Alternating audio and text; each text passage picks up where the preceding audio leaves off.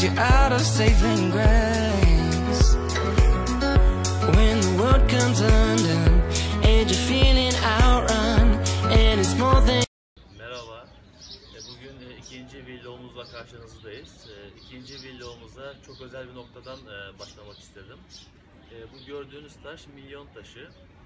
Bizim coğrafya derslerinde okuduğumuz Greenwich'te bulunan sıfır meridyenin aslı bu nokta. Roma İmparatorluğu zamanında 4. yüzyılda dikilmiş buraya. Roma İmparatorluğu'na bağlı şehirlerin uzaklıkları bu taşa bağlı olarak hesaplanmış.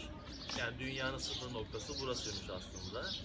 Lakin 1878 yılında düzenlenen Washington Meridyen Kongresi'nde bu taş buradan alınarak, bir kısmı sökülüp alınarak Greenwich'e yerleştirilmiş ve dünyanın sıfır noktasının Greenwich olduğu belirlenmiş.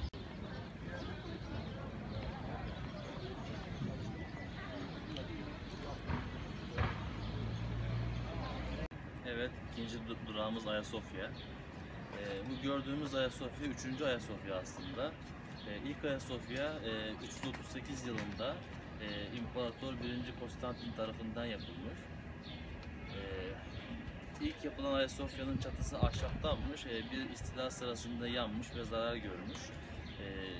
İkinci Ayasofya ise 415 yılında 2. Theodosius zamanında yapılmış. İkinci Ayasofya'da 532 yılında gerçekleşen Mika ayaklanmasında yıkılıp kül edilmiş. Bu gördüğümüz son 3. Ayasofya ise 537 yılında İmparator Justinianus zamanında yapılmış. Şimdi içeri gidip daha önce bahsettiğimiz gizli sembolleri ve sırları birlikte keşfedeceğiz.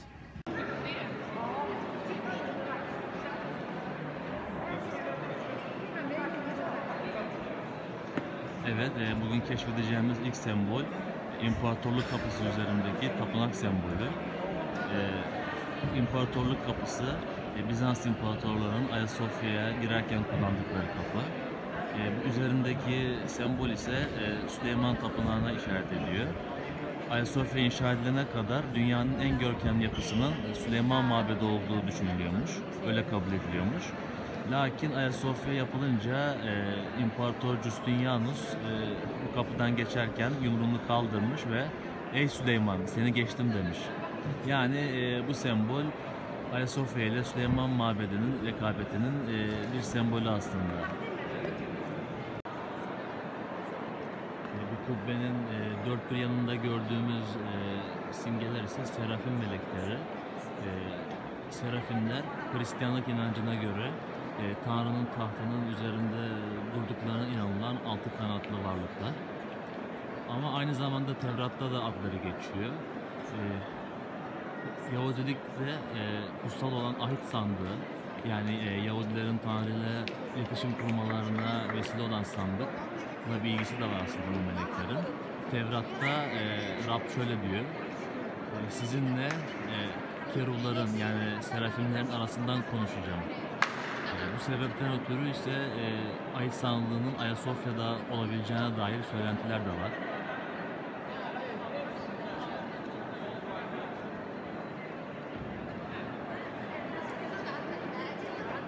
Kubbenin içinde bulunan dua ise Nur suresinin 35. ayeti.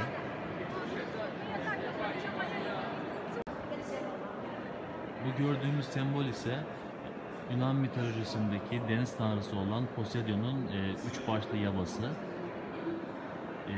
Mitolojide Poseidon asasını, yabasını yere vurduğu zaman deprem olduğuna inanılıyormuş. Bu sembol ise Ayasofya'nın inşaatında çalışan pagan ustalar tarafından yapının depremlere karşı korunması için bir tılsım olarak yerleştirilmiş olabilir. Buna dair söylentiler var. Bu gördüğümüz sembol ise Nazilerin bayrağında gördüğümüz, bildiğimiz Gamalı Haç. Bu sembol milattan önce çok eski zamanlarda dahi kullanılan çok eski bir sembolmüş. Avrupa'nın, Güney Amerika'nın ve Mezopotamya'nın çok eski yapılarında da bulunuyor. Bir söylentiye göre dört ucunun dört element olan ateş, su, hava ve toprağı simgelediği düşünülüyor. Bir diğer görüş ise bu sembolün kullanıldığı yerlere barış, sevgi ve huzur getirileceğine inanılıyor.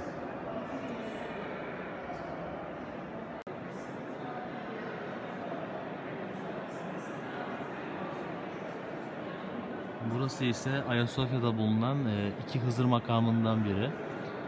Rivayetlere göre Hızır Aleyhisselam yılın belli vakitlerinde Ayasofya'ya gelerek bu iki noktada namazını kılıyormuş. Bazen de buraya gelenlere gözüküyormuş. Evet, bu sembol ise Ayasofya'da bulunan gizemli el sembolü.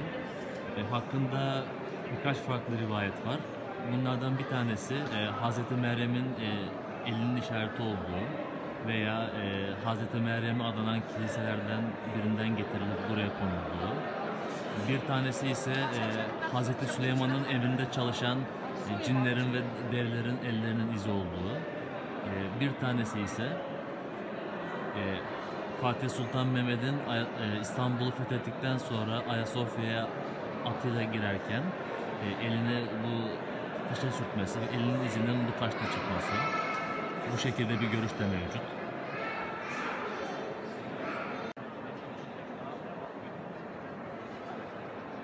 Kubbedeki Çocuk İsa ve Meryem Ana figürü.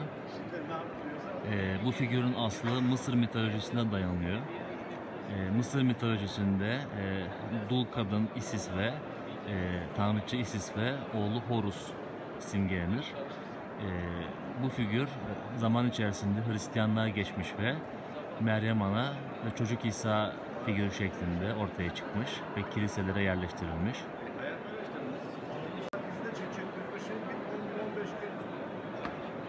Bu gördüğümüz figür ise Cebrail. Elinde Globus Mundi'yi yani dünya küresini tutuyor. Bunun anlamı ise dünyanın hakimiyetini Bizans İmparatorluğu'na vermesi. Yani dünyanın hakimi Bizans İmparatorluğu. Evet, şimdi üst galerideyiz. Gizli sembolleri keşfetmeye devam ediyoruz. Şu gördüğünüz sembol ise çok bilinen üçgen içerisindeki göz sembolü. Bunu dolarların üstünde de görebilirsiniz. Burası ise Ayasofya'da İmparatoriçe'nin törenleri izlediği alan.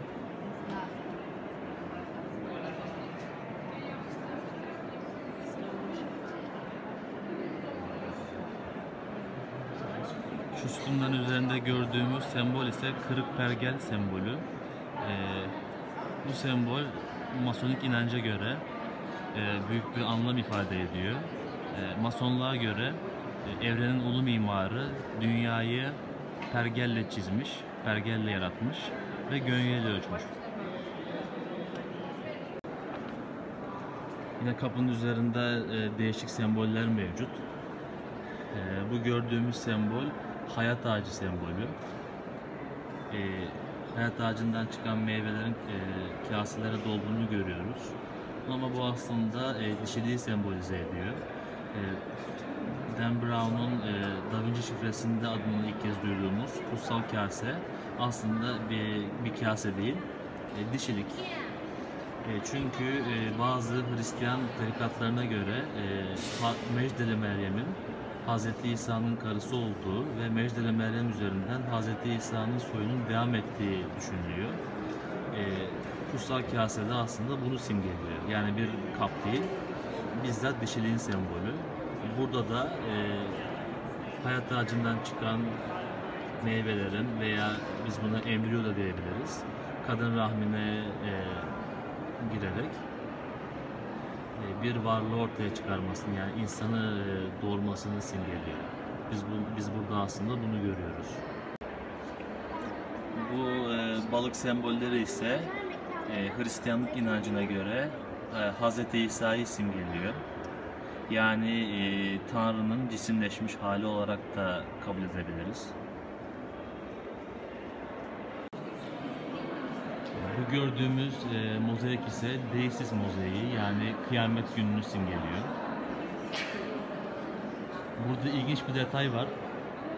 Solda gördüğümüz Meryem figürü ilk bakışta Hazreti Meryem olarak düşünülse de aslında Hazreti Meryem değil, İsa'nın eşi olduğu düşünülen Mecdeli Meryem.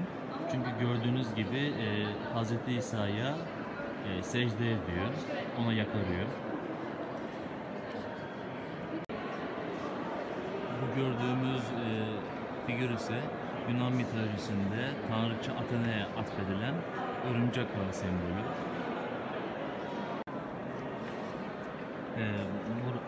Burası ise 1204'te gerçekleşen Latin istilası sırasında Latin ordularının komutanı olan Henricus Dandolo'nun mezarı. Kendisi ölümünden sonra Ayasofya'ya gömülmek istenmiş. Ama 1261'de şehir Bizanslılar tarafından geri alınınca Henricus Dandolo'nun kemikleri buradan çıkarılıp köpeklere atılmış. Çünkü Katolikler Ayasofya'ya ve İstanbul'a çok zarar vermiş. Bizans İmparatorluğu da bunun intikamını almak için Dandolo'nun kemiklerini köpeklere atmış. Burası da meşhur terleyen sütun. Bizans'ta Aziz Georgios isimli bir aziz varmış. Bu azizin ellerinde şifa verdiğine inanılıyormuş. Ayasofya'nın inşasından sonra Aziz buraya gelerek şifasının üstünü aktarmış. Aynı hikaye Osmanlı'da da geçiyor. Buraya gelen hastalar önce 2 rekat namaz kıldıktan sonra ellerine taşın sürtüp üstlerine götürüyorlarmış. Bu işlemi 3 defa tekrarladıkları zaman bütün hastalıkları geçiyormuş. Bir de şöyle bir hikaye var. Buraya parmağınızı sokup çevirdiğiniz zaman size şans getiriyor. Bunun da kökeni şu. Hızır Aleyhisselam buraya gelerek parmağını bulmuş ve böyle çevirerek Ayasofya'nın kubresini Mekke'ye çevirmiş. Şimdi nasıl yapıldığını size gösterelim.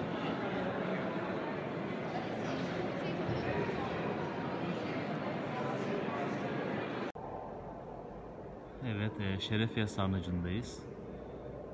Şerefiye Sarnıcı yere batan sarnıcından yaklaşık 150 yıl daha eski.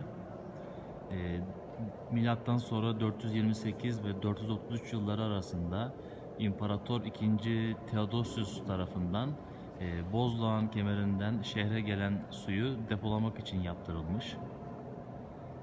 Oldukça etkileyici bir yapı ve çok güzel ışıklandırılmış.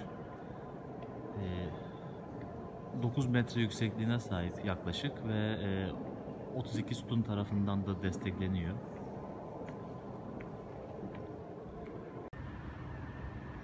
Bu bina Şerefiye Sarnıcı'nın hemen yanında yer alıyor. 2. Abdülhamit zamanında Milli Eğitim Bakanlığı olarak kullanılmış. Ama lakin İstanbul'un işgal edilmesinden sonra işgal kuvvetlerinin karargahı olmuş.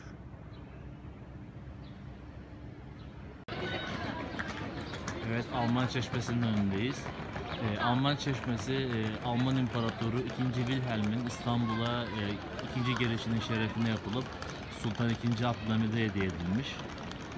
Ve II. Wilhelm'in doğum gününde 1901 yılında buraya getirilerek monte edilmiş. İçinde altın süslemeler mevcut. Çeşmenin yapım tarzı ise Neo-Bizanten.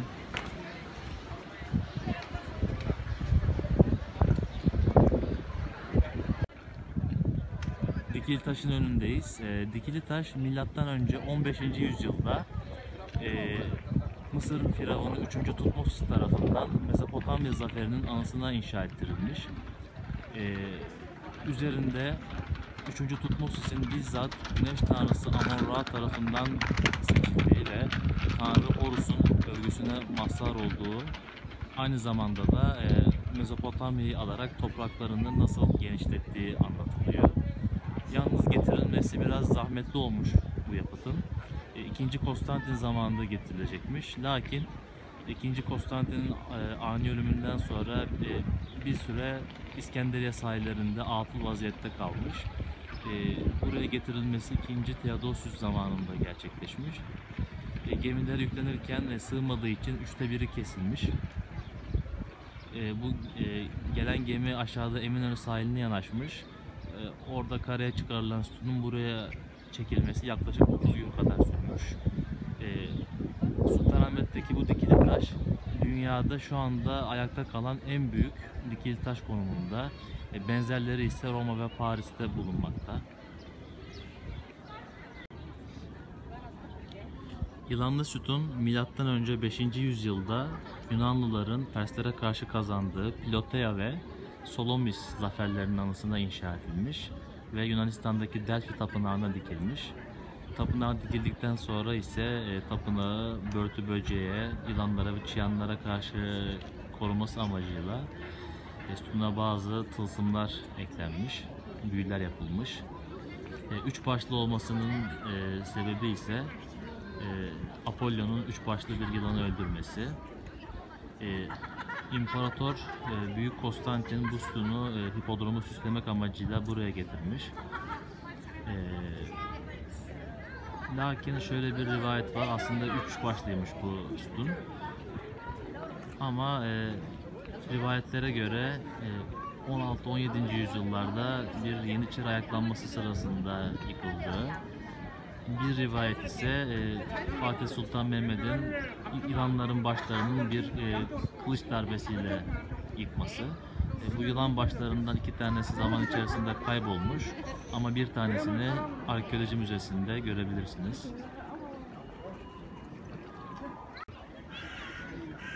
Sultanahmet'teki bir diğer anıt ise Örme Sütun. Örme Sütun Sultanahmet Meydanı'nda yer alan hipodromun işaret taşlarından birisiymiş. Bildiğiniz üzere hipodromda at yarışları yapılırmış. Bu sütun hipodromun en ucunda at arabalarının döndüğü yerde bulunmaktaymış.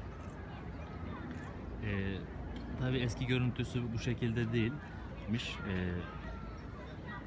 Bronz levhalarla kaplıymış ve tepesinde de tunçtan bir küre varmış. Lakin Latin istilası sırasında Haçlılar bu gündüzün bu sütunun güneş gibi parladığını görmüş ve bu sütunun altında kaplandığını zannederek levhaları söküp Avrupa'ya kaçırmışlar. Şimdi bu sebepten dolayı bu şekilde gözüküyor.